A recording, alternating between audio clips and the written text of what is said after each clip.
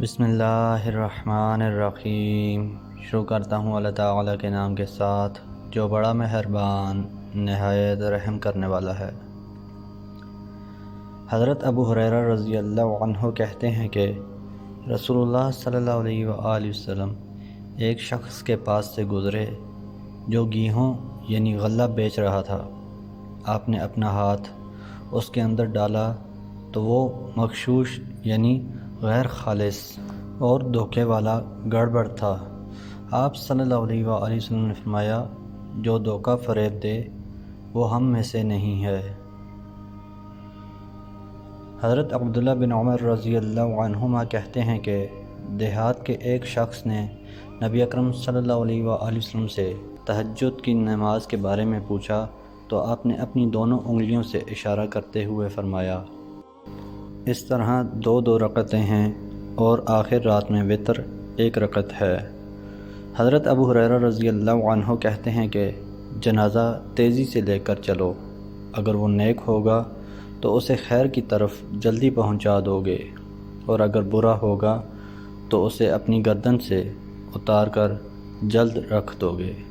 حضرت عمر بن عبسہ رضی اللہ عنہ کہتے ہیں کہ میں نے عرض کیا، اللہ کے رسول، وضو کا ثواب کیا ہے؟ آپ صلی اللہ علیہ وآلہ وسلم نے فرمایا، وضو کا ثواب یہ ہے کہ جب تم وضو کرتے ہو اور اپنی دونوں ہتھیلی دھو کر انہیں صاف کرتے ہو تو تمہارے ناخن اور انگلیوں کے پوروں سے گناہ نکل جاتے ہیں۔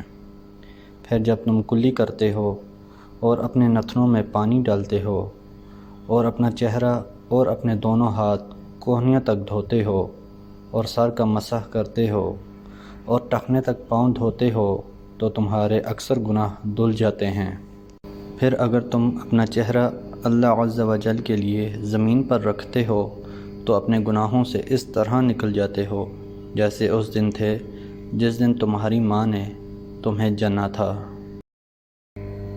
سیدنا ابن عمر رضی اللہ عنہ سے روایت ہے کہ رسول اللہ صلی اللہ علیہ وآلہ وسلم نے فرمایا، حلال نہیں کسی عورت کو جو ایمان رکھتی ہو اللہ پر اور پچھلے دن پر کہ سفر کرے 3 رات کا مگر اس کے ساتھ کوئی محرم ہو۔